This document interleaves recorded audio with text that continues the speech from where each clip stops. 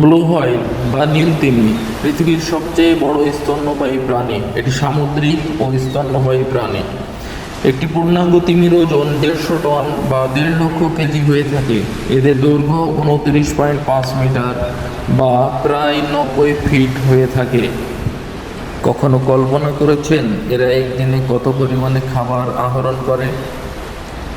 একটি ক্ষুধার্ত তিমি একদিনে সর্বোচ্চ 3000 কেজি খাদ্য গ্রহণ করে থাকে। সত্যি অবাক করা বিষয়।